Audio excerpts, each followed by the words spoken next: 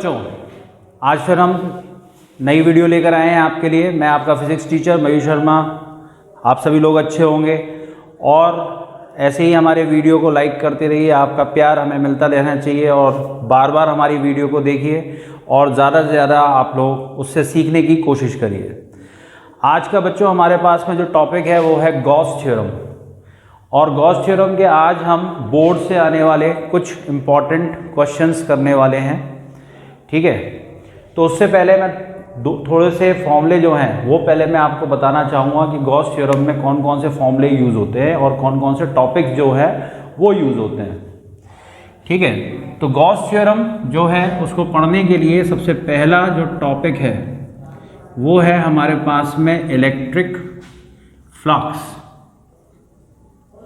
तो electric flux बच्चों, यहाँ पर ये पहला फॉर्मूला जो हम इस चैप्टर में यूज़ करना चाहते हैं वो ये है। इसके अंदर हमारे पास में यहाँ पर ये हमारे पास में एक एरिया वेक्टर होता है जो सरफेस के परपेंडिकुलर होता है और यहाँ पर हमारे पास में एक दूसरा वेक्टर यानी कि इलेक्ट्रिक फील्ड होता है। ये इलेक्ट्रिक फील्ड और इन दोनों के बीच में ये जो एंगल है वो थीटा है, ठीक है बच्चों। तो यहाँ पर इसका फॉर्मूला जो होता है वो हमारे पास में हम यूज़ करते हैं phi equal to E dot A, जिसका फॉर्मूला होता है ई ए कॉस थीटा, ठीक है। तो यहाँ पर ये जो फ्लक्स है ये बेसिकली टोटल इलेक्ट्रिक फील्ड है किसी भी सरफेस में से निकलने वाला। तो गॉस थ्योरम को पढ़ने से पहले हमें यहाँ पर इस इलेक्ट्रिक फ्लक्स का फॉर्मूला पढ़ना पड़ता है। क्यों? क्योंकि जब हम गॉस थ्योरम पढ़ते हैं, ठीक है, तो गॉस लॉ जब हम पढ़ रहे हैं तो इस गॉस लॉ के अंदर जो स्टेटमेंट है वो हमारा इलेक्ट्रिक फ्लक्स से शुरू होता है। यहाँ पर जैसे कि हम मान लें कि ये हमारे पास में बच्चों को क्या है, क्लोज सरफेस है। तो ये हमारे पास में क्लोज सरफेस कोई भी हो सकता है। क्लोज सरफेस यहाँ पर क्या हो सकता है, जैसे हमारे पास एक स्फीयर, एक क्यूब, एक क्यूबॉइड, एक सिलेंडर, ठीक है।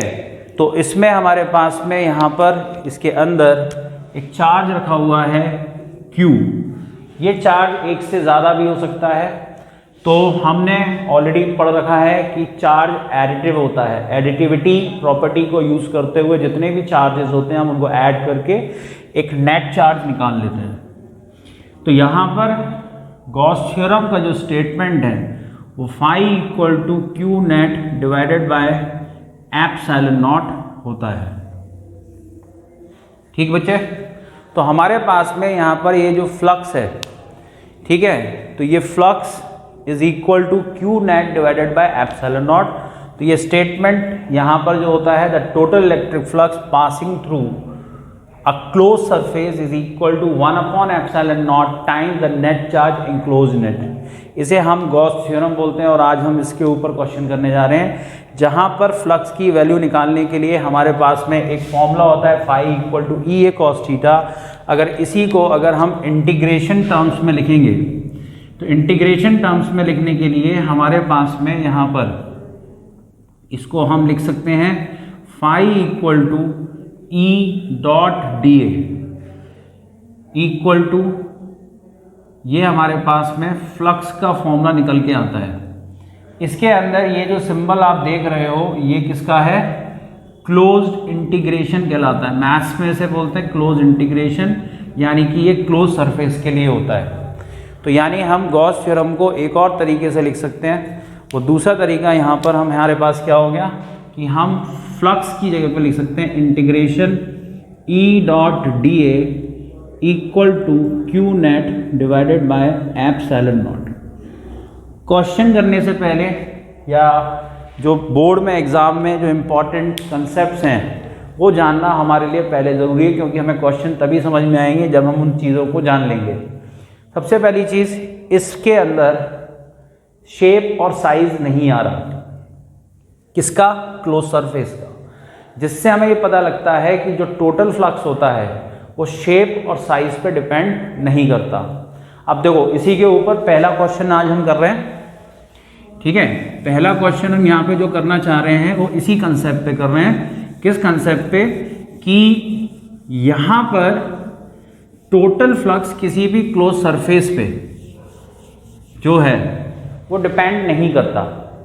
ठीक है, तो अब इस पर बोर्ड में कैसे क्वेश्चन आया है, तो यहाँ पर आज का जो पहला क्वेश्चन जो हम यहाँ पे करने जा रहे हैं वो ये है कि हमारे पास है एक स्फेयर है और इसके अंदर मैंने एक चार्ज रख दिया Q। Now this surface, spherical surface is replaced by a cylinder, या हम इसको रिप्लेस कर सकते हैं किससे, एक क्यूब से। ठीक है, तो क्वेश्चन समझ में आ रहा है बच्चों। क्वेश्चन ये है कि मैंने यहाँ पर सेम चार्ज को किसके अंदर रखा है, एक सिलेंडर के अंदर रखा है, एक क्यूब के अंदर रखा है, और ऑलरेडी मेरे पास ये है। तो गॉस थ्योरम के हिसाब से अगर हम इसका आंसर ढूंढेंगे तो क्या है, जैसे कि यहाँ पर शेप और साइज के बारे में कुछ नहीं पता, तो इसलिए यहाँ पर जितने भी यहाँ पर हमने शेप्स लिए हैं क्लोज सरफेसेस के, तो इसका आंसर आपके लिए क्या होगा, इसका आंसर हो जाएगा आपके लिए सिंपल सा, जो ये गॉस थ्योरम है वही, यानी कि phi equal to Q net upon epsilon naught. ठीक है, तो अब जैसे यहाँ पे चार्ज केवल Q दिखा रखा है तो हमें ये नेट लिखने की ज़रूरत नहीं है, हम यहाँ से नेट हटा सकते हैं और ये केवल Q जो है वो हम यहाँ पर रखेंगे। यानी कि ये पहले क्वेश्चन के अंदर अगर आपसे वो कह रहा है if a cylinder is replaced by a sphere और a sphere is replaced by a cylinder और अ क्यूब, अगर चार्ज अंदर तीनों में सेम रहता है तो फ्लक्स सेम रहता है। तो बात के पास में जो ऑप्शन होगा आंसर का वो सिंपल, ये phi equal to Q upon epsilon naught होगा। ठीक है, दूसरा क्वेश्चन हम यहाँ पर इसके ऊपर जो एनसीईआरटी के अंदर आता है वो बहुत ही इंपॉर्टेंट क्वेश्चन है और एग्जाम में कई बार रिपीट हो चुका है। देखिए यहाँ पर होता क्या है कि जब हम देखें तो जैसे कि यहाँ पर जैसे मैंने आपको समझाया, क्या समझाया, कि हम उस चार्ज को लेते हैं जो उसके अंदर होता है। तो दूसरा क्वेश्चन जो है वो ये है कि मेरे पास में ये एक क्यूब है। ठीक बच्चे, ये क्यूब मैंने यहां पर ले रखा है जिसकी सारी साइड्स इक्वल हैं, दिस इज अ क्यूब। अब इस क्यूब के सेंटर पे हमने क्या किया है, एक चार्ज रखा है कैपिटल Q। अब आपके पास में यहां पर एक क्वेश्चन बोर्ड में 3 तरीके से पूछा गया है। आपसे पूछा जा सकता है कि टोटल फ्लक्स क्या है, ठीक है, आपसे पूछा जा सकता है फ्लक्स थ्रू ईच फेस, ये भी पूछ सकते हैं। तीसरा यहां पे फ्लक्स थ्रू अपोजिट फेसेस। तो इन तीनों, ये 3 अलग अलग तरीके हैं क्वेश्चन पूछने के और इन तीनों का आंसर एक ही तरीके से निकलेगा। अब हमें यहाँ पर एक चीज़ देखनी है कि चार्ज को हम कहीं पे भी सरका दें तो टोटल फ्लक्स पे कोई फर्क नहीं आएगा। ठीक है, चार्ज बीच में रखा है तो इसका मतलब सारे फेसेस में इक्वली डिस्ट्रीब्यूट हो रहा है फ्लक्स, लेकिन अगर हम उसको इधर या इधर सरका देते हैं तो फ्लक्स में चेंज आ जाता है, वो हम अगले क्वेश्चन में देखेंगे। फिलहाल अभी हमारे पास में यहाँ पर जब हम टोटल फ्लक्स निकालना चाहते हैं तो सीधे सीधे फाई टोटल जो है वो हमारे पास क्या हो जाएगा, Q divided by epsilon naught. ठीक, अब सिमेट्री के हिसाब से ये हमारा सेंटर है, ये क्या है बच्चे, सेंटर। तो सेंटर से फ्लक्स सभी जगह इक्वली डिस्ट्रीब्यूट हुआ। इसके कितने सरफेस हैं, 6 सरफेस हैं, तो 6 में इक्वली डिवाइड हुआ। तो दूसरा आंसर जो होगा वो यहाँ पर क्या होगा, फाई एक फेस में से अगर हम निकालना चाहते हैं तो वो सीधे सीधे क्या हो जाएगा, Q अपॉन 6 एप्सिलॉन नॉट। ठीक, अब अगर हमें देखें 2 अपोजिट फेस, तो जितना इधर है उतना ही इधर है, तो इधर का भी और इधर का भी दोनों क्या हो गए, ऐड हो गए। तो ऐड होने का मतलब यानी कि अगर हम देखेंगे फाई किसमें से, 2 सरफेसेस में से जब हम निकालना चाहते हैं तो हमें यहाँ पर Q upon 6 epsilon not into 2 तो यानी हमारा आंसर आ जाएगा Q/3 ε0। ये बोर्ड में ये तीनों तरीके से क्वेश्चन आ चुका है, यानी कि एक ही स्टेप के बाद एक आपको करना है, लेकिन ये क्वेश्चन को हम 3 अलग अलग तरीके से देख सकते हैं और बोर्ड में ये 3 अलग अलग तरीके से आया है। तो एक क्वेश्चन ये था। अब देखो इसी क्वेश्चन को एक और नए तरीके से मैं आपको बता रहा हूँ। आंसर यही रहेगा, ठीक है, मेथड यही रहेगा, सब कुछ सही रहेगा, लेकिन बोर्ड में एनसीईआरटी में ये क्या हुआ, कैसे आएगा। अब देखिएगा बच्चे, यहाँ पर हमारे पास में जब हम देखेंगे तो ये इस बार के जो सैम्पल पेपर आया है, बोर्ड ने जो इश्यू किया है, जो सैम्पल पेपर 22-23 वाला, उसके अंदर ये क्वेश्चन है। अब क्वेश्चन यहाँ पर ये ऐसे है कि देखिए यहाँ पर हमारे पास में एक स्क्वायर है। अब ये स्क्वायर जो है उसकी साइड सपोज कीजिए कि 4 सेंटीमीटर है, ठीक है। इससे सेंटर पर, यानी कि स्क्वायर का जो सेंटर, स्क्वायर का सेंटर कैसे देखेंगे, पहले वही देख लेते हैं। ये जैसे हमने इसके इंटरसेक्शंस किए तो ये हमारे पास में सेंटर हो गया। तो जब ये सेंटर आ गया तो इससे ऊपर जब हम जाएंगे तो ये जो डिस्टेंस है वो हमारे पास कितनी है भाई, ये 2 सेंटीमीटर दी हुई है और यहाँ पर मैंने एक चार्ज Q रख दिया। अब आपको इस फेस में से क्या निकालना है, फ्लक्स निकालना है, और इसके लिए आपको गॉस थ्योरम लगानी है। तो गॉस थ्योरम लगाने के लिए सबसे पहले आपके दिमाग में सबसे पहले एक चीज़ आनी चाहिए कि सरफेस चाहिए एक, जो चारों तरफ से कैसा होना चाहिए, क्लोज्ड। इसके बिना आप गॉस थ्योरम नहीं लगा सकते।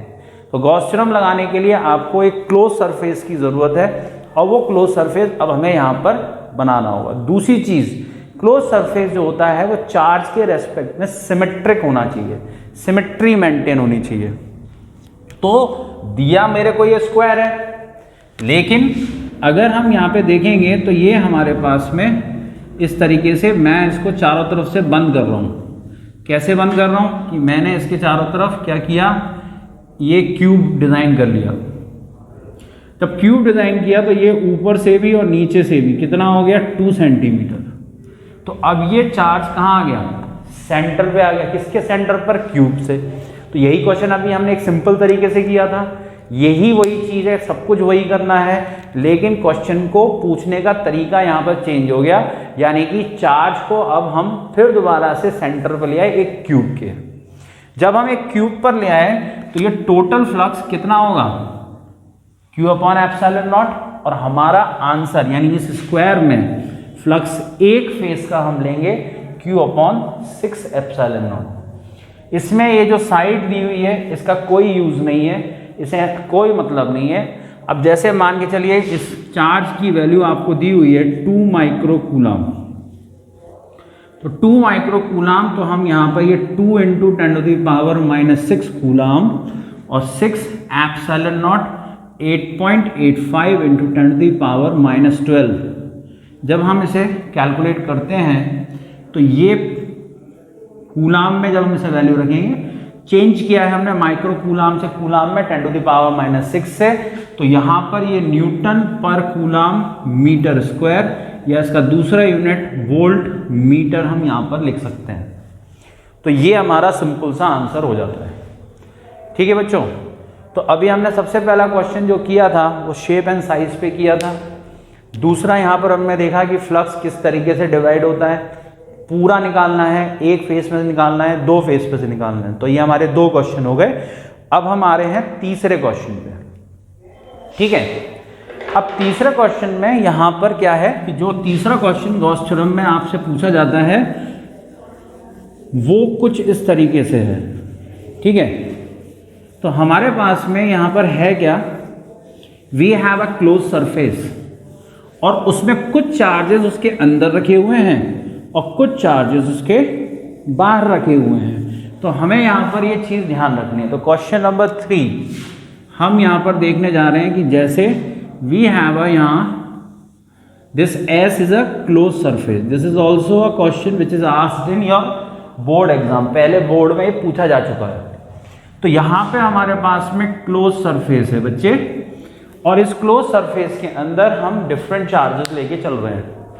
तो डिफरेंट चार्जेस जब हम यहाँ पे ले रहे हैं, तो जैसे हमने यहाँ पे ले लिया 1 माइक्रोकूलम, 2 माइक्रोकूलम, इधर ले लिया मैंने 6 माइक्रोकूलम, ये माइनस का है, एक 5 माइक्रोकूलम। ठीक है, तो इस तरीके का क्वेश्चन आपके बोर्ड में आ चुका है। ठीक है, तो ये दोबारा से रिपीट हो सकते हैं, ये वो वाले क्वेश्चन है और इनके आने के चांसेस भी बहुत ज़्यादा हैं, तो आपको इनको अच्छे से समझना चाहिए। अब देखिए, इसमें ये जो 5 माइक्रोकूलम है ये हमारे सरफेस में नहीं आ रहा। जब सरफेस में नहीं आ रहा तो हमें इससे कोई मतलब नहीं है, हमें केवल वो चार्ज लेना है जो हमारे सरफेस के अंदर होता है। तो यानी कि यहाँ पर हमने गॉस थ्योरम को पढ़ा था, Q net divided by epsilon naught. तो Q net upon epsilon naught, तो यहाँ पर हमारे पास में टोटल चार्जेस क्या हो गए 1 + 2 - 6। ठीक है, ये हम क्यों कर पा रहे हैं? Property of additivity. चार्जेस को हम डायरेक्टली विद साइन क्या कर सकते हैं, ऐड कर सकते हैं। अब इसमें हमने 10⁻⁻6 का मल्टीप्लाई किया, जिससे मैंने इसको माइक्रोकूलम से कूलम में चेंज कर लिया। Epsilon not absolute permittivity of free space, जिसकी वैल्यू होती है 8.85 × 10⁻⁻12। आप इसे पूरी वैल्यू को कैलकुलेट कर लेंगे, कैलकुलेशन पार्ट तो आप अपने आप कर सकते हैं। ठीक है, तो अब ये जो आंसर है अगेन वोल्ट मीटर, या इसका दूसरा यूनिट होता है न्यूटन पर कूलम मीटर स्क्वायर। तो कैलकुलेशन पार्ट बच्चों आपको अपने आप करना है। ठीक है, क्योंकि अगर ये वही कैलकुलेशन मैं करूँगा तो यहाँ पे क्वेश्चन, आपको पता है ये वीडियो हमारा लिमिटेड टाइम का है, तो हम ज़्यादा क्वेश्चन आपको नहीं बता पाएंगे। तो आप अपने आप ट्राई करिए कैलकुलेशन। मेन कंसेप्ट पे ध्यान दीजिए कि ये कंसेप्ट पर क्वेश्चन आते हैं। तो अभी तक हमने 3 क्वेश्चन कवर अप किए। ठीक बच्चे, इसमें एक और क्वेश्चन जो हम यहाँ पर देखते हैं, 4th क्वेश्चन। तो 4th क्वेश्चन आज का क्या है बच्चे? 4th क्वेश्चन के अंदर क्वेश्चन नंबर 4 में हमारे पास में we have 2 concentric spheres. Concentric spheres क्या होता है बच्चों? जिसका सेंटर कॉमन होता है। अब जैसे कि मैंने मान लिया कि यहां पर हमारे पास में एक रेडियस हो गई ये R1, दूसरी रेडियस क्या हो गई R2। अब यहां पर हमारे पास में ये अलग अलग चार्जेस यहां पे दिए हुए हैं। सपोज करो कि इस वाले में -3Q और यहां पर ये Q। ठीक है, इसको मैं नाम देता हूं S1 और इसको नाम देता हूं S2। अब इस क्वेश्चन में आपको 2 चीजें बतानी है। क्वेश्चन एक बार रिपीट कर देता हूं। ये 2 कंसेंट्रिक स्फीयर्स हैं, बीच में एक चार्ज रखा है -3Q। ये Q रेडियस अंदर वाले की R1, बाहर वाले की R2। ठीक है बच्चे, यहां तक क्वेश्चन समझ में आया? अब क्वेश्चन में वो आपसे पूछना क्या चाह रहा है, तो यहां पर आपको बताना है रेशियो किसका? फ्लक्स का, φ1 डिवाइडेड बाय φ2। ये रेशियो आपको कैलकुलेट करके देना है। ये हमारा पहला पार्ट है क्वेश्चन का। ठीक है, calculate the ratio of the flux through the both the spheres. ठीक, दूसरा क्वेश्चन वो ये कह रहा है कि स्फीयर 1 में मैंने एक डाई इलेक्ट्रिक मीडियम डाल दिया, जिसका डाइलेक्ट्रिक कांस्टेंट K जो है वो 5 है। तो अब आपको बताना है कि फाई फ्लक्स क्या होगा। ठीक है, तो यानी ये क्वेश्चन 2 पार्ट में, एक में हमें रेशियो बताना है फ्लक्सेस का, और दूसरे पार्ट में हमने अगर स्फीयर 1 में कोई डाइलेक्ट्रिक मीडियम डाल दिया जिसका कांस्टेंट कितना है 5, तो आपको ये फ्लक्स बताना है कि फ्लक्स, नया फ्लक्स क्या होगा। तो पहले तो हम ये देखें कि बिना मीडियम के यहाँ पर क्या हो रहा है, और फिर इसके बाद में सेकंड पार्ट पे हम जाते हैं। तो जैसे कि मैंने आपको बताया कि हमें केवल उससे काम करना है, तो पहले वाले के अंदर फ्लक्स कितना है आपका -3Q, सॉरी चार्ज कितना है -3Q। तो गॉस थ्योरम क्या कहती है, हमें केवल टोटल चार्ज से मतलब है। ये रेडियस फिर दोबारा से आपको कंफ्यूज करने के लिए दी है, इसका कोई यूज नहीं है, आपको केवल चार्ज से मतलब है। तो ये सीधे सीधे क्या हो जाएगा, -3q अपॉन एप्सिलॉन नॉट। अब φ2 जो है वो कितना हो जाएगा, अब देखो यहीं पे मेन कंसेप्ट है। मेन कंसेप्ट क्या है बच्चे, अब आप गौर करिए कि हमारा पहला स्फीयर दूसरे स्फीयर के अंदर ही तो आ रहा है।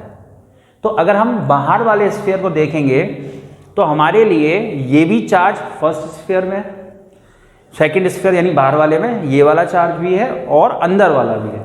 तो जब हम दूसरे वाले को कंसीडर करेंगे तो हमारे पास में यहाँ पर टोटल चार्ज हो जाएगा -3q + q upon epsilon naught. तो -3 + q ये कितना हो गया, -2q अपॉन एप्सिलॉन नॉट। ठीक बच्चों, तो ये -3q हो गया, ये -2q हो गया, क्योंकि हम जब बाहर वाले में देखेंगे तो q और -3q दोनों को कंसीडर करेंगे। तो आप देख रहे हैं कि ये वैल्यू बड़ी आ रही है माइनस में और ये वैल्यू छोटी आ रही है। ठीक है, माइनस को अगर हम इग्नोर कर देंगे मैग्नीट्यूड वाइज। तो आपको ये चीज़ ध्यान रखनी चाहिए, जब प्लस चार्ज होता है तो उसका फ्लक्स आउटवर्ड होता है और माइनस फ्लक्स जो होता है, माइनस चार्ज होता है, उसका फ्लक्स इनवर्ड होता है। अब कोई चीज़ बाहर जा रही है, कोई चीज़ अंदर आ रही है, तो ये अपोजिट हो गई, तो ये माइनस हो जाएगा। अगर दोनों सेम डायरेक्शन में, यानी ये भी प्लस है ये भी प्लस है, तो दोनों चार्ज ऐड हो जाएंगे, दोनों का फ्लक्स भी ऐड हो जाएगा, तो फ्लक्स बढ़ जाएगा। तो यानी कि बड़े वाले में फ्लक्स कम हो गया क्योंकि Q आउटवर्ड और -3q इनवर्ड। और जब हम अंदर वाले को देखेंगे तो -3q को देखेंगे तो केवल इनवर्ड फ्लक्स को हम काउंट करेंगे। तो अब जैसे कि हमारे पास में यहाँ पे फ्लक्स जो है φ1 अपॉन φ2, तो इन दोनों का जब हम रेशियो लेंगे तो एप्सिलॉन नॉट से एप्सिलॉन नॉट कैंसिल आउट हो जाएगा, Q से Q कैंसिल आउट हो जाएगा, तो सीधे सीधे हमारा आंसर आ जाएगा 3/2। This is our first answer, ये हमारा फर्स्ट आंसर है। ठीक है बच्चों, तो अब जब हम यहाँ पे देख रहे हैं तो हमारे पास में यहाँ पर, ठीक है बच्चे, दूसरा पार्ट रह गया।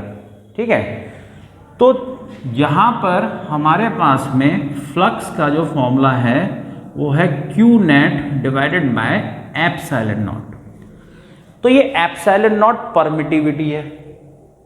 तो जब ये एप्सिलॉन नॉट परमिटिविटी है तो हमारे पास में यहाँ पर डाइलेक्ट्रिक डालने से परमिटिविटी k टाइम्स बढ़ जाती है। ये ऑलरेडी हम पढ़ चुके हैं। कहाँ पर? ये पढ़ा था हमने कूलाम्स लॉ में। तो कूलाम्स लॉ के अंदर हमने ये पढ़ा था कि अगर हम यहाँ पर मीडियम चेंज करते हैं तो वहाँ पे परमिटिविटी k टाइम्स बढ़ जाती है। तो यहाँ पर फॉर्मूला हो जाता है k, यानी कि हमारे गॉस थ्योरम के अंदर यहाँ पर k आ जाएगा। तो जैसे हमने वहाँ पढ़ा था कि वहाँ फोर्स जो है परमिटिविटी बढ़ने से कम हो जाता है, इलेक्ट्रिक फील्ड परमिटिविटी बढ़ने से कम हो जाता है, ऐसे ही फ्लक्स भी k टाइम्स कम हो जाता है। तो जब हम यहाँ पे देखेंगे तो हमारे पास में यानी कि नया फ्लक्स जो होगा, तो अब इसके अंदर -3q चार्ज, इसमें तो कोई चेंज नहीं आया, तो ये 5 एप्सिलॉन नॉट यानी कि ये वैल्यू हो जाएगी 5 = -3q divided by 5 epsilon naught. तो ये आज का हमारा 4th क्वेश्चन था। अब हम आते हैं 5th क्वेश्चन पर। 5th क्वेश्चन जो है ये अब हम छोटे छोटे क्वेश्चंस कर रहे थे। ठीक है, चलिए अभी एक क्वेश्चन और करते हैं। ये जो क्वेश्चन मैंने अभी आपको कराया है ये 2 मार्क्स में आता है। ठीक है, क्लियर है बच्चे? अब देखिएगा इसमें यहां पर हमारे पास में यहां अगर हम देखें तो एक और हम क्वेश्चन यहां पे करने जा रहे हैं इसी से, यानी यही क्वेश्चन को अब एक नए तरीके से करते हैं। ठीक है बच्चे, तो यहां पर क्या है कि क्वेश्चन नंबर 5 यानी सेम तरीका है। अब लेकिन बच्चे कंफ्यूज कर जाते हैं, क्वेश्चन को पहचान नहीं पाते हैं कि भाई क्वेश्चन वही है, पूछने का तरीका चेंज हो गया। ठीक है, अब इसको इसी क्वेश्चन को हम नए तरीके से कैसे पूछ सकते हैं?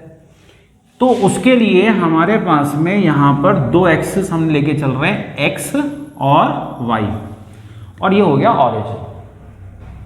ठीक है, अब हम यहाँ पर एक पॉइंट लेते हैं। हमने पॉइंट ले लिया यहां पर a,0। a,0 का मतलब यानी कि y कोऑर्डिनेट 0 है तो ये x एक्सिस पे लाई करेगा। एक पॉइंट ले लिया मैंने यहां पर, मान के चलिए 3a,0। ठीक है, अब यहां पे मैंने एक चार्ज रख लिया q और यहां पे मैंने चार्ज रख लिया -2q। ठीक है, अब मेरे पास में क्वेश्चन में ही कह रहा है we have two charges, one is q another is -2q, यानी हमारे पास दो चार्जेस हैं q और -2q। पहले को रखा हमने पॉइंट a,0 पर, दूसरे को रखा 3a,0 पर। ठीक है बच्चे, इतना क्वेश्चन समझ में आया। अब हमारे पास में दो कंसेंट्रिक स्फीयर्स हैं, जैसे पहले वाले क्वेश्चन में लिए थे वैसे ही हैं, लेकिन वो ये कह रहा है कि उन कंसेंट्रिक स्फीयर्स का जो सेंटर है वो ओरिजिन है। ओरिजिन मतलब ये O, जिसके कोऑर्डिनेट हम लेते हैं 0,0। अब इनकी जो रेडियस है, एक की रेडियस आपको दी है 2a और एक की दी है 4a। अब देखो यहीं पे चीज़ों को समझना बहुत ज़रूरी है कि अगर मैं 2a रेडियस लेता हूं और सेंटर O लेता हूं तो जो मेरा स्फीयर आएगा वो कुछ इस तरीके से आएगा, और ये वाला जो पॉइंट होगा यानी जहां पे ये कट कर रहा है इसके कोऑर्डिनेट हो जाएंगे 2a,0। और एक स्फीयर और अगर मैं ले रहा हूं किसका, 4a रेडियस का, तो इसके कोऑर्डिनेट यहां पर कितने हो जाएंगे 4a,0। ऐसा क्यों, क्योंकि इसकी रेडियस हमें 2a दी हुई है, इसकी रेडियस हमें 4a दी हुई है। तो बच्चों एक बार क्वेश्चन दोबारा से समझते हैं जिससे आपको अच्छे से समझ में आ जाए। ठीक है, दो चार्ज q -2q, पहला रखा है a,0 पे, दूसरा रखा है 3a,0 पे। अभी मेरे पास में यहाँ पर दो कंसेंट्रिक स्फीयर्स जिनका सेंटर सेम है, और एक जो है वो हमारे पास में यहाँ पर इसकी रेडियस हो गई 2a और ये 4 है। अब देखिए क्वेश्चन वहीं आ गया लौट के, दो स्फीयर हैं, एक के अंदर चार्ज कितना है q, दूसरे के अंदर है कितना -2q। तो अगर हम जब अंदर पहले वाले में लेंगे तो इसको हम मान लेते हैं सरफेस S1, इसको मान लेते हैं S2, तो φ1 हमारे पास कितना आ जाएगा Q/ε0। यहाँ पे अभी डिस्टेंसेस का कुछ नहीं करना क्योंकि गॉस थ्योरम में डिस्टेंस आती ही नहीं है। ऐसे ही हमारे पास में ये कितना हो जाएगा Q -2Q/ε0। देखिए ये बड़े वाले के अंदर ये अंदर वाला छोटा वाला भी आ रहा है, ये मतलब ये छोटा वाला स्फीयर भी आ रहा है, तो ये भी चार्ज लेंगे और ये भी चार्ज लेंगे। जब दोनों चार्ज लेंगे तो हमें ऐड करना पड़ेगा, तो ये हमारे पास हो जाएगा -Q डिवाइडेड बाय ε0। ठीक है, तो ये हमारे आंसर हो गए। अगर वो रेशियो पूछ रहा है तो हम रेशियो भी निकाल सकते हैं। ठीक है, लेकिन यहाँ पर दोनों का अलग अलग फ्लक्स हमने निकाल के दिखाया। तो अभी तक ये 5 क्वेश्चन हम कवर अप कर पाए। नेक्स्ट जो क्वेश्चन है ये अब हमारे पास में, ये क्वेश्चन भी एनसीईआरटी का है, कई बार आ चुका है। इसको जो है क्वेश्चन अगर ये आया तो ये 3 मार्क्स में आता है। कितने मार्क्स में आता है? 3 मार्क्स में। और क्योंकि एनसीईआरटी का क्वेश्चन है, बोर्ड में कई बार रिपीट हो चुका है, तो आपको इसका कंसेप्ट सीखना जरूरी है। ठीक है, तो इसके लिए ये डायग्राम आपको क्वेश्चन में दिया हुआ है, x y z। ये क्या है हमारे पास 3 कोऑर्डिनेट एक्सिस, तीनों मिल रही है कहां पे? ओरिजिन पे। जब ये ओरिजिन पे मिल रही है तो यहां पर हमारे पास में हमें एक क्यूब दिया हुआ है। ठीक है, अब यहां से यहां तक ये जो डिस्टेंस है वो a है, ये डिस्टेंस a है, ये डिस्टेंस a है, ये डिस्टेंस भी a है, राइट। और ये क्यूब इस तरीके से रखा हुआ है। ठीक, अभी यहां पर ये जो a है इसकी वैल्यू हमें दी है 0.1 मीटर, यानी कि साइड ऑफ द क्यूब ये दिया है। दूसरा यहां पर अगर हम इलेक्ट्रिक फ्लक्स देखेंगे तो Ex हमें दिया हुआ है अल्फा x, Ey 0, Ez 0। यानी कि सारा का सारा इलेक्ट्रिक फील्ड जो है वो x डायरेक्शन में दिया है, इसका y कंपोनेंट और z कंपोनेंट 0 है। ठीक है। हाँ तो बच्चे इस क्वेश्चन के अंदर ये हमारे पास इलेक्ट्रिक फील्ड को गौर से देखना चाहिए आपको। नॉर्मली क्या होता है, इलेक्ट्रिक फील्ड हमें दे देते हैं, कांस्टेंट होता है, एक वैल्यू होती है, लेकिन इस क्वेश्चन के अंदर सबसे खास बात ये है कि ये इलेक्ट्रिक फील्ड जो है वो वेरिएबल है। अब ये जो वेरिएबल है वो क्यों है, क्योंकि ये x आ रहा है। अब ये एक स्पेशल टाइप का इलेक्ट्रिक फील्ड है जिसका y कंपोनेंट 0 है, z कंपोनेंट 0 है। अब Ex के अंदर हमारे पास अल्फा और x, अल्फा की जो वैल्यू है वो क्वेश्चन में आपको दी हुई है कितनी, 800 न्यूटन पर कूलाम पर मीटर। ठीक है। अब x जो है x कोऑर्डिनेट है, x कोऑर्डिनेट मतलब x पर डिस्टेंस है ओरिजिन से। तो अब यहां पर देखिए हो क्या रहा है कि इस इलेक्ट्रिक फील्ड की खासियत क्या है, ये एक सिंगल डायरेक्शन में है, यानी कि x डायरेक्शन में है। ये मुझे कैसे पता है, क्योंकि यहां पर x की डायरेक्शन में ये दिया हुआ है, y कंपोनेंट z कंपोनेंट 0 है। दूसरी चीज ये वेरिएबल है, मुझे कैसे पता, क्योंकि x आ रहा है, जैसे जैसे x चेंज होगा इलेक्ट्रिक फील्ड चेंज होगा। तो इस क्वेश्चन में दो चीजें हम कर रहे हैं। पहला हमारे पास में हमें यहां पर क्या निकालना है, टोटल फ्लक्स निकालना है। ठीक है। और इसमें क्या निकालना है हमें, टोटल चार्ज एनक्लोज्ड। ठीक, ये दो चीजें हम फाइंड आउट करना चाह रहे हैं, एक तो टोटल फ्लक्स और एक टोटल चार्ज एनक्लोज्ड। ठीक है भाई। अब इसको निकालने के लिए हमारे पास में यहां पर हमें सबसे पहले फ्लक्स निकालना पड़ेगा और उसके लिए बाद में हम गॉस थ्योरम लगा के चार्ज निकालेंगे। तो इसमें हम दो चीज़ें मेन जो आज सीख रहे हैं, अभी इस वाले क्वेश्चन में फ्लक्स निकालना सीख रहे हैं। फ्लक्स कैसे निकाला जा सकता है। फ्लक्स निकालने का फॉर्मूला मैंने आपको बताया था, क्या बताया था। ठीक है। तो अब हम सॉल्यूशन करने जा रहे हैं। क्वेश्चन आपके सामने ये क्यूब है जहां पर a की वैल्यू ये दी हुई है, इलेक्ट्रिक फील्ड ये दिया हुआ है और इसमें टोटल फ्लक्स निकालना है। तो अब फ्लक्स निकालने का तरीका, सबसे पहले हम इस पे एक एरिया वेक्टर लेते हैं। अब एरिया वेक्टर क्या होता है, एरिया वेक्टर एक ऐसा वेक्टर होता है जो सरफेस पर लिया जाता है। नॉर्मली एरिया जो होता है हमारा स्केलर क्वांटिटी होती है, लेकिन एरिया को हम वेक्टर बना लेते हैं अपनी ज़रूरत के हिसाब से। कैसे बनाते हैं, जैसे ये मेरा हाथ एक सरफेस है और इसके ऊपर हमने ये एक परपेंडिकुलर ले लिया। जैसे अब ये सरफेस है तो ये एक स्क्वायर होगा, क्यों, क्योंकि क्यूब की साइड है।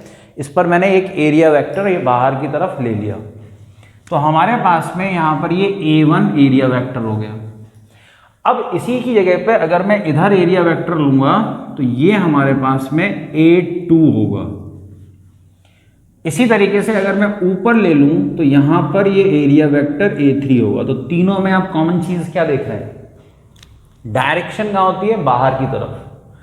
पहले सरफेस के लिए इधर, दूसरे के लिए इधर, तीसरे के लिए इधर। अब जैसे ये मेरा हाथ है तो इसके दो सरफेस हैं, तो इधर का एरिया वेक्टर इधर आएगा और इधर का एरिया वेक्टर इधर जाएगा। यानी अगर मैं देखूं तो ये इस तरीके से हम सामने से देखें तो ये मेरे राइट की तरफ और ये इधर वाला लेफ्ट की तरफ। तो ऐसे ही ये सामने। अगर हम नीचे वाले पे लेंगे तो एरिया वेक्टर नीचे जाएगा, यहाँ वाले पे आपकी तरफ आएगा और पीछे वाला जो फेस आप देख रहे हैं उस पर एरिया वेक्टर पीछे की तरफ जाएगा। अब जैसे कि ये बता रहा है कि ये इलेक्ट्रिक फील्ड जो है वो सारा का सारा x डायरेक्शन में है। तो जब ये x डायरेक्शन में है तो यहाँ पर हमारे पास में इलेक्ट्रिक फील्ड की डायरेक्शन इस सरफेस के लिए E2, इस सरफेस के लिए E1 और इस सरफेस के लिए हम E3 मानते हैं। ठीक है। तो यहां पर है क्या कि यहां पर पहले इस सरफेस की बात करते हैं। तो पहले सरफेस में से जो फ्लक्स निकलेगा इसके लिए फॉर्मूला हो जाएगा E1 A1 डॉट। तो यानी कि हम यहाँ पर लिखवाएंगे E1 A1 cos 0, cos 0 क्यों? क्योंकि दोनों वेक्टर सेम डायरेक्शन में, एंगल होगा 0। अब ये E1 A1 का मतलब क्या है? E1 का मतलब हो गया alpha x1, A1 area, area कौन सा है ये? स्क्वायर, तो इसको हम लगा सकते हैं ए स्क्वायर। अभी ये cos 0, cos 0 की वैल्यू क्या होती है? 1, तो ये 1 हो गया। अब यहां पर हम अल्फा की वैल्यू कितनी डाल सकते हैं? 800, ठीक है। या हम एक काम करते हैं, आपको एक नया तरीका समझाते हैं कि वैल्यू जो है हम बाद में डालेंगे, जिससे क्या होता है हमारी कैलकुलेशन आसान हो जाती है। तो अभी हम यहाँ पर phi2 निकालना चाहते हैं, तो ये हो जाएगा E2 डॉट A2, तो ये हो जाएगा E2 A2 cos 180। अब बात आती है ये 180 क्यों लिया मैंने? 180 इसलिए लिया क्योंकि देखिए एरिया वेक्टर इधर है, इलेक्ट्रिक फील्ड इधर है, दो वेक्टर अपोजिट डायरेक्शन में, एंगल 180 आएगा। cos 180 की वैल्यू होती है माइनस, तो माइनस E2, ठीक है। इसमें x1 जो हमने लिया है वो क्या लिया है? ये जो लिया है वो हमने लिया है x1, जो देखो बेटा कैसे होगी, a और a मिलाकर कितना हो जाएगी? 2a। ऐसे ही अगर हम x2 लेंगे तो ये केवल किसके इक्वल होगी? a के, ठीक है। तो ये वैल्यू हम बाद में पुट कर सकते हैं। तो E2 हो गया हमारा alpha x2 minus sign cos 180 की वजह से। अब यहां पर हमारे पास में a स्क्वायर, तो आपने क्या देखा यहां पर क्या चेंज हुआ है? x1 और x2 चेंज हुआ है केवल, अल्फा वहीं का वहीं है, a स्क्वायर वहीं का वहीं है, क्योंकि जो एरिया इधर है वही एरिया ये है। अब मुझे सिंपली क्या करना है? फ्लक्स निकालना है phi1, तो phi1 प्लस phi2, एक वैल्यू पॉजिटिव एक value negative, alpha x1 a square minus alpha x2 a square. x1 की वैल्यू मैंने आपको कितनी बताई? 2a a स्क्वायर, अल्फा ये हो गया a इंटू a स्क्वायर, ठीक है बच्चों, ठीक है। तो इसमें से कुछ चीजें मैं हटा रहा हूं जिससे कि मुझे कुछ स्पेस मिले लिखने के लिए, ठीक है। तो अब हम यहां पर जब हम देखेंगे तो टोटल फ्लक्स जो है ये इस तरीके से अगर हम देखेंगे तो देखिए बेटा यहां पर क्या होगा? 2 अल्फा ए क्यू मल्टीप्लाई कर लिया हमने, 2 अल्फा ए क्यू माइनस अल्फा ए क्यू, तो ये रह गया 2 और ये हो गया 1, तो यानी अल्फा ए क्यू कॉमन है, तो इसको 2 की तरह ट्रीट करेंगे, इसको 1, तो बचेगा क्या? अल्फा ए क्यू। अब मैंने आपको ये देखिए यहाँ पे पहले वैल्यू में रख रहा था, रखते रखते रुक गया। क्यों रुक गया? मैं आपको ये दिखाना चाहता था कि हमारी कैलकुलेशन ईजी हो सकती है अगर हम इसको एक डेरिवेशन की तरह करें। अगर हम वैल्यू बाद में पुट करते हैं तो कैलकुलेशन पार्ट छोटा हो जाता है और हमें क्वेश्चन जल्दी निकल के आता है। अब मुझे केवल सिंपल क्या करना है? 800 a क्यूब का मतलब हो गया 0.1 इंटू 0.1 इंटू 0.1, तो मुझे एक ही बार न्यूमेरिकल कैलकुलेशन करनी पड़ी। तो हम इसको देखिए डेसिमल हटाएंगे 1 0, डेसिमल हटाएंगे 1 0, मल्टीप्लाई कर दिया 0.8 वोल्ट मीटर, ये टोटल फ्लक्स। अब बात आती है कि हमने दो ही सरफेसेस पे क्यों निकाला? ये अभी ऊपर वाला भी तो रह गया, पीछे वाला भी तो रह गया, सामने वाला भी तो रह गया, नीचे वाला भी तो रह गया। आप उस पर निकालने की जरूरत ही नहीं है। पूछो क्यों? वो इसलिए कि अगर मैं यहाँ पे phi3 आपको निकालता तो ये हो जाता E3 A3। अब देखिए यहाँ पर E3 और A3 के बीच में एंगल कितना दिख रहा है आपको? ये है 90 और cos 90 की वैल्यू हो जाती है 0। तो इसका मतलब हमारे ये जो फेसेस होंगे, तो देखिए जैसे मैं दो पेन लेके चल रहा हूँ, ये रेड वाला जो है वो मेरा एरिया वेक्टर है और ये मेरा क्या है? Electric field. तो ये हमारे पास में area vector, electric field, angle कितना होगा? 90। तो अगेन यही कंडीशन 0, ये 90, उधर जाएंगे तो एरिया वेक्टर बाहर और ये इधर, तो फिर दोबारा से 90 और ऊपर भी 90। तो जो फेसेस आप देख रहे हो बाकी के 4, उसमें से फ्लक्स निकलेगा ही नहीं, क्योंकि ये सरफेस है और ये इलेक्ट्रिक फील्ड है, तो ये इसमें से होकर ही नहीं जा रहा, तो ये थ्योरेटिकल एक्सप्लेनेशन होगी कि इसमें से it is not passing through the given surface, तो यहाँ पर फ्लक्स नहीं जाएगा। केवल फ्लक्स कहाँ जाएगा, पहले सरफेस में और दूसरे सरफेस में। ठीक है, अब इसी क्वेश्चन में एक चेंज करते हैं, तो ये हमारे पास टोटल फ्लक्स आ गया, तो हाँ इसमें हम टोटल चार्ज इंक्लोज करना रह गए, निकालना रह गया, तो वो सिंपल है। आपके पास में मैंने अभी फॉर्मूला बताया था phi equal to Q net divided by epsilon naught, Q net equal to phi into epsilon naught. फाई की वैल्यू यहाँ पर जो हमने निकाली 0.8, 8.85 इंटू 10⁻⁻12, ये वैल्यू किस में आ जाएगी, कूलाम में। समझ पा रहे हैं? तो यहाँ से हमारे पास ये टोटल चार्ज भी आ गया और टोटल फ्लक्स भी आ गया। अब इसी क्वेश्चन को चेंज करके आपको दे सकते हैं, तो वो हमारा क्वेश्चन नंबर 7 हो जाएगा, क्योंकि 5 हम कर चुके थे, 6 ये था, और 7th क्वेश्चन में अब हम इसमें चेंज कर देते हैं। तो देखिएगा यहाँ पर, क्योंकि ये क्वेश्चन बहुत ज़्यादा मिलता जुलता है, तो आपको बहुत ज़्यादा दिमाग लगाने की ज़रूरत नहीं है। अब मिलता जुलता कैसे है वो हम देखते हैं, और उसके बाद में आप खुद डिसाइड करिएगा कि किस तरीके से आप अपने क्वेश्चन को इजी कर सकते हैं। एक पैटर्न आपने पकड़ना होता है और ये देखना होता है कि ये स्टेप हमने इस क्वेश्चन में किए हैं, अगले क्वेश्चन में भी वही स्टेप कर रहे हैं, तो आपको सिमिलैरिटी और डिफरेंस दोनों देखते हुए चलना है। अब देखो यही क्वेश्चन को मैं चेंज कर देता हूं, मैंने अब यहां पर सिलेंडर ले लिया, पहले क्यूब लिया था, अब सिलेंडर ले लिया। ये डिस्टेंस मैंने 1 मीटर ले ली, ये डिस्टेंस मैंने 1 मीटर ले ली। इलेक्ट्रिक फील्ड की वैल्यू मैंने लिख दी यहाँ पे, मान लीजिए 500 आई कैप न्यूटन पर कूलम। ठीक, इसका जो एरिया है वो मैंने ले लिया 25 सेंटीमीटर स्क्वायर। ठीक, तो अब चेंज क्या आया, कुछ चेंज नहीं आया, लिखने का तरीका चेंज हो गया। और एक चेंज क्या आया कि मैंने क्यूब की जगह पे सिलेंडर ले लिया। तो अब देखिए यहाँ पर जैसे हमारे पास में उसमें 6 सरफेसेस थे, ये हमारे पास में सिर्फ 3 सरफेसेस हैं, तो वैसे ही हम एरिया वेक्टर लेंगे। पहला एरिया वेक्टर A1, दूसरा एरिया वेक्टर A2 और तीसरा एरिया वेक्टर A3। अब इसमें ये जो आई कैप आ रहा है, इसका क्या मतलब है? आई कैप हमें ये बताता है कि सारा इलेक्ट्रिक फील्ड x डायरेक्शन में है। अब देखो यहाँ पे पीछे क्या लिखा हुआ था, EX, EY, EZ, तो EY और EZ जो है वो हमें 0 दिया हुआ था और EX की वैल्यू दी हुई थी।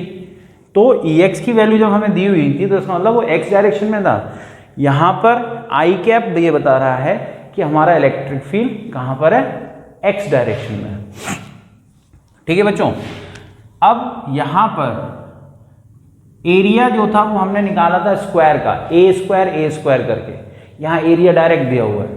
अब इसमें एक और चीज़ हो सकती है कि मान के चलिए कि यहाँ पे आपको रेडियस दी होती 5 सेंटीमीटर, तो आपको फॉर्मूला लगाना पड़ता है क्या, πr², एरिया निकालने के लिए। क्यों? क्योंकि सर्कुलर एरिया है, वहाँ पर स्क्वायर था तो a² लगाया था, यहाँ पे सर्कुलर तो πr²। तो अब ये चीज़ आपको एग्जाम में ध्यान रखनी है कि रेडियस दिया है कि एरिया दिया है। एरिया दिया तो आपका काम आसान है थोड़ा सा, वरना आपको रेडियस दिया तो आपको πr² लगाना पड़ेगा और फिर एरिया निकालना पड़ेगा। क्यों? क्योंकि सिलेंडर का सर्कुलर क्रॉस सेक्शन होता है। तो अभी हम इसको हटा देते हैं, एरिया डायरेक्ट लेके चलते हैं। अब देखो इसमें दूसरी चीज जो नोट करने वाली बात होती है वो क्या है, सेंटीमीटर स्क्वायर। इसको हमें किस में लेकर आना है, SI यूनिट में। तो सेंटीमीटर से मीटर में जाने के लिए हमें 100 से डिवाइड करना होता है। स्क्वायर का मतलब 100 × 100 यानी कि 10⁻⁴ से डिवाइड किया, तो डिवाइड किया तो 10⁻⁻⁴ मीटर स्क्वायर आ गया। ठीक है, अब ये क्वेश्चन बिल्कुल पीछे की तरह है। सबसे पहले हम निकालेंगे φ1। अब देखो ये हो जाएगा E1 A1 cos 0, क्योंकि ये इलेक्ट्रिक फील्ड इस तरीके से, ये इलेक्ट्रिक फील्ड इस तरीके से, और ये इलेक्ट्रिक फील्ड इस तरीके से। देखो वही क्वेश्चन में आ गया एकदम। तो cos 0 की वैल्यू 1 हो गई, E1 मेरा हो गया 500x1 और एरिया A हो गया। ठीक है, आप चाहो तो यहाँ सॉल्व करना चाहो यहाँ कर लो, नहीं तो आगे करना है तो आगे भी कर सकते हैं, क्योंकि चीज़ें कॉमन आ रही हैं तो ऐसी कंडीशन में हमें बाद में ही सॉल्व करना ज़्यादा इजी रहता है। अब देखिए यहाँ पर हो जाएगा E2 A2 cos 180 की वैल्यू -1, तो ये हो जाएगा -E2 A2, मतलब यहाँ पर हो गया 500x2 × A और 5×3 में 90 आ रहा है तो ये 0 हो जाएगा, है ना। cos 90 लगा देंगे 0 हो जाएगा। तो अब हमारे पास फिर से फ्लक्स क्या आएगा, हम यहाँ पे ∅1 + ∅2 ऐड कर देंगे, इसको सॉल्व कर लेंगे, वैल्यू पुट कर देंगे, आंसर आ जाएगा। सेम पहले जैसे किया था वैसे ही हमें आगे करना है। और चार्ज भी निकालना है तो वही निकालना है, चार्ज ∅ × ε0। तो ये वाला क्वेश्चन में बस हमने क्या किया, क्यूब की जगह पे सिलेंडर डाल दिया। इसी में एक और बहुत इंपॉर्टेंट क्वेश्चन है। अब वो भी क्वेश्चन ऐसे ही होता है लेकिन उसमें कुछ कंडीशन चेंज कर देते हैं। अब ये हमारा 8th क्वेश्चन है। अभी हम 8th क्वेश्चन पे जा रहे हैं। तो हमारे पास में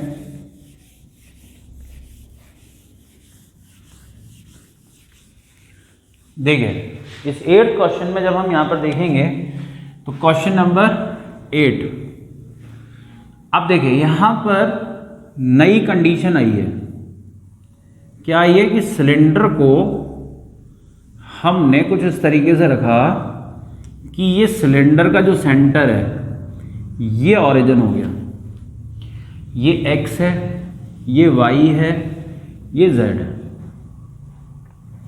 यहाँ पर एरिया दोबारा से लिखना है 25 सेंटीमीटर स्क्वायर, आपकी मर्जी है 50 60 जो भी है, क्वेश्चन के हिसाब से आपको लेना है। ठीक है, अपनी मर्जी से नहीं लेना है, क्वेश्चन में दिया हुआ उसी हिसाब से। जैसे अभी तो मैंने एक लेट कर लिया 25 सेंटीमीटर स्क्वायर, तो अब हम 25 सेंटीमीटर स्क्वायर को चेंज कर लेते हैं किसमें, मीटर में, तो ये हो जाएगा मीटर स्क्वायर। अब देखो यहाँ पे जो नया कंसेप्ट जो आ रहा है वो ये है कि इलेक्ट्रिक फील्ड आपको किस तरीके से दिया है। क्वेश्चन बिल्कुल सेम है पर थोड़ा सा चेंज है। थोड़ा सा क्या चेंज है, इलेक्ट्रिक फील्ड के लिए वो ये कह रहे हैं कि E = 200 I कैप न्यूटन पर कूलम। ठीक है, तो ये Ex दिया हुआ है और कंडीशन दिया है फॉर x > 0 और Ex की वैल्यू हमें लेनी है कितनी, 200 I कैप न्यूटन पर कूलम, x > 0। अब इस कंडीशन को समझना बहुत जरूरी है। अब देखिए इसमें है क्या कि यहाँ पे जब भी हम किसी भी वेक्टर क्वांटिटी में जब माइनस साइन लगा देते हैं तो माइनस साइन लगाने से यहाँ पर क्या होता है, डायरेक्शन जो होती है वो अपोजिट हो जाती है। अब x > 0 का मतलब x कोऑर्डिनेट पॉजिटिव है, यानी कि हमें उसे राइट साइड पे लेना है। x < का मतलब कहाँ लेना है, लेफ्ट साइड पर। तो देखिए इसमें भी हम वही 3 एरिया वेक्टर लेंगे जैसे हमने पहले लिया था।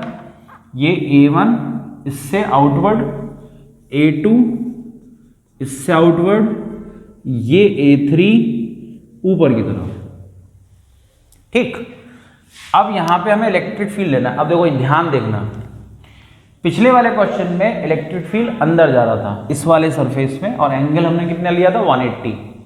लेकिन ये जो कंडीशन हमें दी हुई है ये वाली, ये क्या कह रही है, ये कह रही है कि जब आप x से नेगेटिव एक्सिस पे जाएंगे तो डायरेक्शन जो है वो इलेक्ट्रिक फील्ड की बाहर की तरफ होगी। और जब हम ये वाली कंडीशन लेंगे तो इलेक्ट्रिक फील्ड ये होगा। तो वहां पर क्या हो रहा था कि हम एक में से दूसरे को माइनस कर रहे थे, क्योंकि एक वैल्यू पॉजिटिव आ रही थी, एक नेगेटिव आ रही थी, क्योंकि एंगल 0 और 180 था। यहां पर क्या करना है आपने, फ्लक्स को ∅1 + ∅2 जब आप निकालोगे तो ये हमारे पास हो जाएगा 2EA।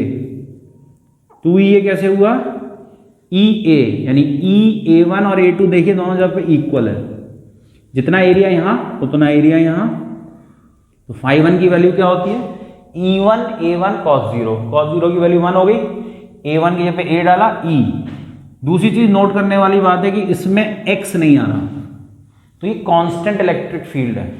पीछे वाले में हमने x लिया था जिससे हमने उसकी वैल्यू को वेरी किया था, यहाँ x नहीं है तो ये कांस्टेंट है, तो सीधे सीधे आप निकाल सकते हैं E है। ऐसे ही यहाँ E की वैल्यू भी क्या होगी, E मतलब सेम रहेगी, एरिया भी सेम रहेगा, इधर भी cos 0 लगाएंगे, इधर भी cos 0 लगाएंगे, cos 0 1, और ये क्या हो जाएगा 2EA। अब ये हो गया आपका सीधा सीधा क्वेश्चन। E हमारे पास में है 200, एरिया है 25 इंटू 10⁻⁻⁴। ठीक है, तो 25 इंटू 250 इंटू 200, 100 इंटू 100 कितना हुआ 10⁻⁴ आंसर आ गया 1 वोल्ट मीटर। और अभी आपने चार्ज निकालना है तो Q कितना होगा, Q का फॉर्मूला फाई इंटू एप्सिलॉन। ये कैसे आया, गॉस थ्योरम से। गॉस थ्योरम क्या कहती है, phi equal to Q divided by epsilon naught, तो Q equal to phi into epsilon naught यानी 1 इंटू 8.85 इंटू 10⁻⁻12। तो ये हो गया हमारा फाइनल आंसर 10⁻⁻12 कूलम। ठीक है, अब देखिए यहाँ पर क्या होता है, गॉस थ्योरम की हेल्प से हम कुछ डेरिवेशंस भी करते हैं। उसमें 3 मेन डेरिवेशंस हैं, जिसमें हमारे पास में एक वायर की वजह से निकालते हैं, एक शीट की वजह से, और एक किसकी वजह से, स्फीयर की वजह से।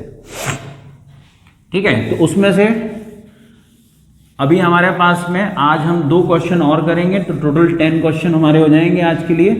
तो क्वेश्चन नंबर 9 जो है वो उसी फॉर्मूले पर बेस है। ठीक है, अब उसके लिए समझने के लिए पहले फॉर्मूला समझना पड़ेगा। तो गॉस थ्योरम में जब आप डेरिवेशन करते हैं तो वहां पर ये लीनियर चार्ज कहलाता है। लीनियर चार्ज यानी कि हम इस वायर को चार्ज दे रहे हैं, इस वायर से r डिस्टेंस पर ये कोई पॉइंट है P, तो प्लस चार्ज का इलेक्ट्रिक फील्ड, जैसा कि हम पढ़ चुके हैं पिछले वीडियो में कि पॉजिटिव चार्ज का इलेक्ट्रिक फील्ड कहाँ होता है, अवे। तो ये हमारे पास में इलेक्ट्रिक फील्ड की डायरेक्शन होगी। ठीक है बच्चों, तो यहां पर ये जो इलेक्ट्रिक फील्ड की जो वैल्यू होती है ये होती है λ/2πε0r। ये फॉर्मूला डेरिवेशन जो होता है ये हम गॉस थ्योरम की हेल्प से करते हैं। ज़्यादातर वीडियोस में, ज़्यादातर बुक्स में आपको ये डेरिवेशंस मिल जाते हैं, लेकिन इसके ऊपर जो बोर्ड में जो क्वेश्चंस आते हैं वो किस तरीके से आते हैं ये आपको बहुत मुश्किल में मिलता है। तो अगर आप ये देखें तो ये बोर्ड का क्वेश्चन मैं आपको करा रहा हूँ और इस फॉर्मूले पे करा रहा हूँ। तो ये फॉर्मूला समझ में आया आपके, वायर है, चार्ज है, जहां लैम्डा को बोलते हैं हम लीनियर चार्ज डेंसिटी। क्या बोलते हैं हम इसे, linear charge density. Lambda equal to Q upon L कहलाता है ये, charge distributed per unit length. R यहाँ पे डिस्टेंस, एप्सिलॉन नॉट आपका पुराना जाना पहचाना परमिटिविटी, 2 पाई बचपन से पढ़ते आ रहे हैं 2, और पाई होती है 3.14 या 22/7। अब इसके ऊपर क्वेश्चन जो हम करने जा रहे हैं बहुत ही अच्छा क्वेश्चन है बोर्ड का। तो ये आज का हमारा 9th क्वेश्चन होगा। इस क्वेश्चन 9th में हम क्या देख रहे हैं कि जी ये एक सर्कुलर पाथ है, सर्कुलर ऑर्बिट है, इसमें हमारे पास में ये वायर है, इसको मैंने यहां पर ये प्लस चार्ज दिया हुआ है। ठीक है बच्चे, अब इसके अंदर हमारे पास में यहां पर ये एक इलेक्ट्रॉन है, इलेक्ट्रॉन नेगेटिव चार्ज होता है जैसे कि आप जानते ही हैं, और यहां पर ये इसकी जो रेडियस है वो r। ठीक है, और ये सर्कुलर पाथ पे घूम रहा है जिसकी वेलोसिटी हमने मान ली कितनी, v। अब जब ये घूम रहा है तो जब भी देखिए ये 11 का थोड़ा सा कंसेप्ट बता रहा हूं मैं आपको कि जब भी कोई चीज सर्कुलर पाथ पे घूमती है गोल गोल किसी भी पाथ पर, तो उसको घूमने के लिए सर्कुलर आपको क्या चाहिए, सेंट्रीपिटल फोर्स। और इस मोशन को हम यूनिफॉर्म सर्कुलर मोशन कहते हैं जिसमें स्पीड कांस्टेंट होती है। तो इलेक्ट्रॉन जो है वो एक यूनिफॉर्म स्पीड से घूम रहा है वायर के चारों तरफ। तो सेंट्रीपिटल फोर्स सिस्टम का एक फोर्स होता है जो उसे घुमाने के लिए होता है। तो इसके अंदर हमारे पास में यहां पर एक फोर्स लगेगा F। अब ये F कहाँ से आएगा? देखो सीधे सीधे सिंपल शब्दों में आप समझ सकते हैं कि ये प्लस है ये माइनस है, तो प्लस वाले ने माइनस को अपनी तरफ अट्रैक्ट कर रखा है। लेकिन हम फोर्स को डायरेक्ट नहीं निकाल सकते, तो हम इसे इलेक्ट्रिक फील्ड वाले कंसेप्ट से समझते हैं कि प्लस ने एक इलेक्ट्रिक फील्ड बनाया बाहर की तरफ, पॉजिटिव का आउटवर्ड। अभी थोड़ी देर पहले ही बताया था मैंने, प्लस चार्ज का इलेक्ट्रिक फील्ड कहाँ होता है? बाहर की तरफ। अब इस फील्ड में हम किसको लाएं? इलेक्ट्रॉन। इलेक्ट्रॉन यानी कि नेगेटिव चार्ज। ठीक है, अगर आपको इस कंसेप्ट को और अच्छी तरह से पढ़ना है तो आप पीछे वीडियो जाकर देख सकते हैं, इलेक्ट्रिक फील्ड, वहाँ पे ये मैंने बहुत अच्छी तरीके से आपको समझा रखा है, तो वहाँ से आपको ये कंसेप्ट और क्लियर हो जाएंगे। ठीक है, तो ये पॉजिटिव चार्ज जो है वो इलेक्ट्रिक फील्ड बाहर की तरफ है, जिसने इस पर फोर्स लगाया, फोर्स, और ये फोर्स की वजह से क्या हुआ? गोल गोल घूम रहा है। इस फोर्स को यहाँ पर सेंट्रीपिटल फोर्स बोलेंगे। ठीक है, लेकिन ये है क्या? बेसिकली इलेक्ट्रिक फोर्स, या हम ये कह सकते हैं कि यहाँ पे जो इलेक्ट्रिक फोर्स है वो सेंट्रीपिटल फोर्स का काम कर रहा है, जो इलेक्ट्रॉन को घुमा रहा है। ठीक है, तो यहाँ तक क्वेश्चन समझ में आया? वायर है, वायर के चारों तरफ इलेक्ट्रॉन है, इलेक्ट्रॉन पर इस इलेक्ट्रिक फील्ड ने फोर्स लगाया जो सेंट्रीपिटल फोर्स का काम कर रहा है, और ये पॉजिटिव चार्ज ये इलेक्ट्रिक फील्ड बना रहा है। तो हमें करना क्या है? यहाँ पर बात आती है ना, अभी इतनी देर से हम कर रहे हैं, तो करना क्या है? हमें यहाँ पर इसकी इलेक्ट्रॉन की काइनेटिक एनर्जी निकाल के देनी है। क्या निकाल के देनी है? काइनेटिक एनर्जी हमें कैलकुलेट करनी है। अब इस काइनेटिक एनर्जी को जब हम कैलकुलेट करना चाहते हैं तो हमारे पास में सीधा सीधा फॉर्मूला होता है सेंट्रीपिटल फोर्स। ठीक है, is equal to what? Centripetal force यहाँ पर किसके इक्वल है? इलेक्ट्रिक फोर्स के। सेंट्रीपिटल फोर्स का फॉर्मूला होता है mv²/r, इलेक्ट्रिक फोर्स का फॉर्मूला होता है E/E। तो जब हम यहाँ पे देखेंगे तो E की वैल्यू अभी थोड़ी देर पहले हमने बताई थी, λ/2πε0r होती है। अब इस r से इस r को हमने काट दिया, यहाँ पे हमने हाफ mv² लगा दिया, इधर भी लगा दिया E लैम्डा। जब 2 से यहाँ पे डिवाइड किया तो 2 से यहाँ पे 2 ऑलरेडी था, तो 2 2 जा 4 πε0 रह गया। ये क्या बन गई? हमारी काइनेटिक एनर्जी। ठीक है, तो ये काइनेटिक एनर्जी हम निकाल ली। अभी अगर आपसे पूछता है लीनियर मोमेंटम निकालिए, तो लीनियर मोमेंटम निकालने के लिए हमारे पास इक्वेशन होती है P = √2mk। अब ये वैल्यू उठाकर हम यहां रख दें तो हमारे पास में लीनियर मोमेंटम भी आ जाएगा। तो k की जगह पे हमने डाल दिया क्या? E λ/4πε0। तो इसमें से 2 1 जा 2, 2 2 जा 4, तो वी हैव नाउ Em λ/2πε0। तो ये हमारा फॉर्मूला हुआ किसका? लीनियर मोमेंटम का। ये हो गया काइनेटिक एनर्जी का। एग्जैक्टली जब बोर्ड में ये क्वेश्चन आया था तो इसमें एक क्वेश्चन छोटा सा और जुड़ा हुआ था, उसमें आपको काइनेटिक एनर्जी का वेरिएशन दिखाना था लैम्डा के साथ। तो जब हम यहाँ पे वेरिएशन दिखाएंगे बच्चे, तो यहाँ पर हमारे पास में इस फॉर्मूले के अंदर हमारे पास क्या आ रहा है? k is proportional to lambda. जब दो चीज़ें डायरेक्टली प्रोपोर्शनल होती हैं एक दूसरे के, तो उनका ग्राफ जो होता है वो एक स्ट्रेट लाइन ग्राफ होता है। तो यहाँ पर अगर हम k वर्सेस लैम्डा का ग्राफ खींचेंगे तो वो ये इस तरीके से आएगा। एक और चीज़ और नोट करने वाली बात यह है कि यहाँ r कट गया है। r कट गया है तो r नहीं होने से अगर आप इसे छोटे सर्कल में मूव कराएं या बड़े सर्कल में मूव कराएं तो आपके पास में काइनेटिक एनर्जी पर कोई चेंज नहीं आ रहा, यानी kinetic energy does not depend on the radius of the path. छोटे सर्कल में बड़े सर्कल में दोनों में काइनेटिक एनर्जी उसकी सेम रहेगी। ठीक है बच्चों, तो ये क्वेश्चन था हमारे पास में लीनियर डेंसिटी वायर की वजह से। आज के लिए हम एक और लास्ट क्वेश्चन कर रहे हैं। ये भी क्वेश्चन आपके लिए बहुत ही इंपॉर्टेंट क्वेश्चन है। ठीक है, तो जैसे कि मैंने आपको बताया कि गॉस थ्योरम से हम कई सारे डेरिवेशंस करते हैं। तो एक डेरिवेशन किया जाता है किसके लिए? प्लेन शीट ऑफ चार्ज के लिए। तो प्लेन शीट ऑफ चार्ज समझना पहले ज़रूरी है। तो प्लेन शीट ऑफ चार्ज का मतलब होता है हमारे पास में क्या? ये हमारे पास बच्चे क्या हो गई? शीट। शीट जैसे आपके पास पेपर होता है, पेपर एक शीट है, आपने उसके ऊपर ये यूनिफॉर्मली चार्ज क्या कर दिया, डिस्ट्रीब्यूट कर दिया। तो अभी हमने वायर पे डिस्ट्रीब्यूट किया था, अभी हमने सरफेस पे किया है। इस सरफेस को जब हम बोलते हैं तो सिग्मा क्यू डिवाइडेड बाय ए, इसको बोलते हैं हम सरफेस चार्ज डेंसिटी। इसकी वजह से अगर हम किसी एक पॉइंट पर इलेक्ट्रिक फील्ड निकालना चाहते हैं तो फॉर्मूला होता है सिग्मा अपॉन 2 एप्सिलॉन नॉट। ठीक है, इसमें आर नहीं आ रहा, ये पॉइंट भी आपको बहुत अच्छी तरह से याद रखना चाहिए क्योंकि इसके ऊपर भी कई सारे क्वेश्चन कंसेप्ट बनते हैं। इलेक्ट्रिक फील्ड के अंदर आर नहीं आ रहा तो शीट के चारों तरफ जितने भी पॉइंट्स होंगे उन सभी पर फील्ड यूनिफॉर्म होगा, मतलब डायरेक्शन और मैग्नीट्यूड सभी पर क्या होगी, सेम कांस्टेंट होगी। ठीक है बच्चे, तो अभी हम यहाँ पर अब इसके ऊपर एक क्वेश्चन करना चाह रहे हैं। तो ये तो मैंने आपको एक सिंगल शीट बताई।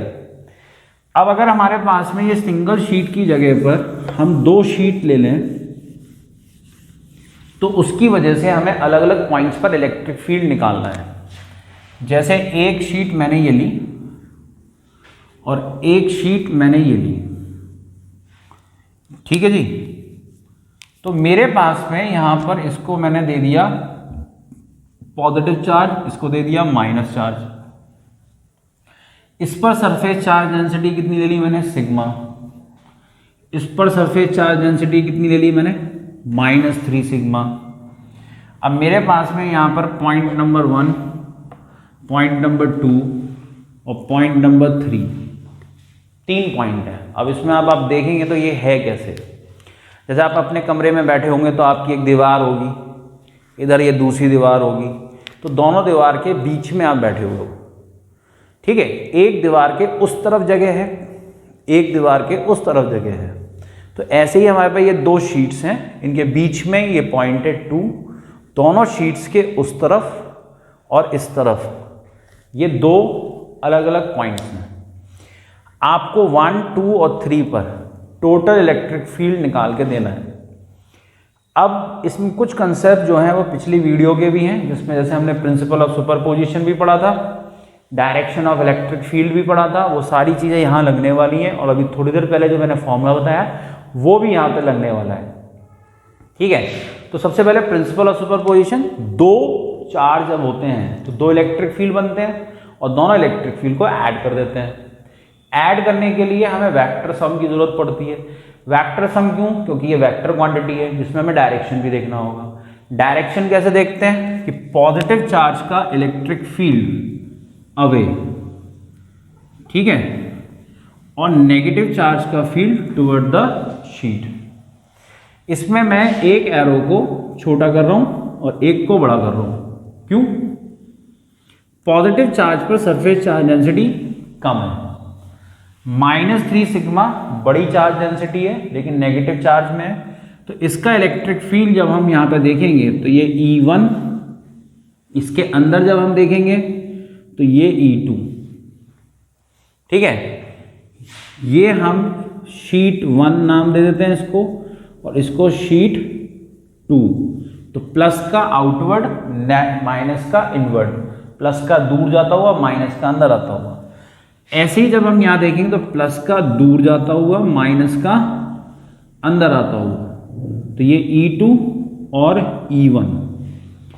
ठीक है, तो पहले इन्हीं की बात कर लेते हैं। तो जो यहां होगा वही यहां होगा, तो हमें अलग अलग निकालने की जरूरत नहीं है। तो हम यहां पर बात कर रहे हैं एट पॉइंट्स 1 एंड 3। तो जब हम पॉइंट 1 एंड 3 की बात करेंगे तो यहां पर 2 इलेक्ट्रिक फील्ड बनेंगे E। तो ये हम वेक्टर सम यूज कर रहे हैं। जब 2 वेक्टर अपोजिट डायरेक्शन में होते हैं तो हम बड़े वेक्टर में से छोटे वेक्टर को माइनस कर लेते हैं। अब ये वेक्टर क्वांटिटी है तो ये माइनस साइन नहीं रखूंगा मैं, केवल इसका मैग्नीट्यूड लूंगा। तो जब हम ये मैग्नीट्यूड लेंगे तो इसमें से बड़ा कौन है, E2, छोटा कौन है, E1।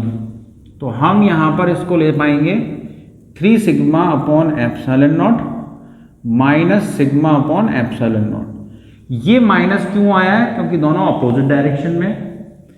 फिर 3 सिग्मा जब मैंने रखा तो माइनस नहीं रखा, क्योंकि मैं मैग्नीट्यूड रख रहा हूं without sign.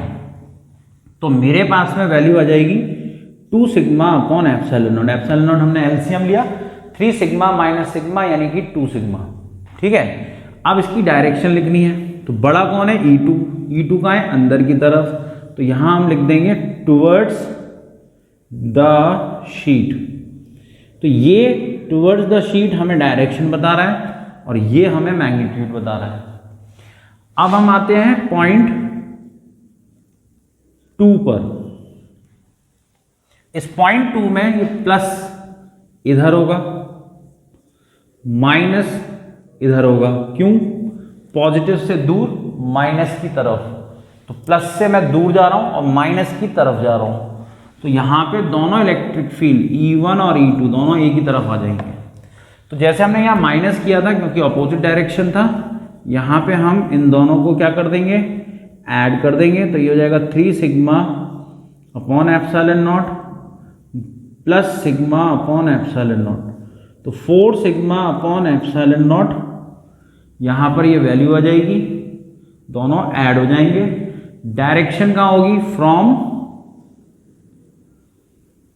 Positive sheet towards negative sheet. ठीक है बच्चों, तो ये आज का हमारा लास्ट क्वेश्चन था, 10th क्वेश्चन। आई होप सभी चीज़ें आपको अच्छे से समझ में आ गई होंगी। और ज़्यादा से ज़्यादा लाइक करिए, सब्सक्राइब करिए। जैसा प्यार आपका हमारे पहले वीडियो में मिला है, वैसे ही आप प्यार करते रहें और हमारे वीडियो को ज़्यादा से ज़्यादा देखें। Thank you.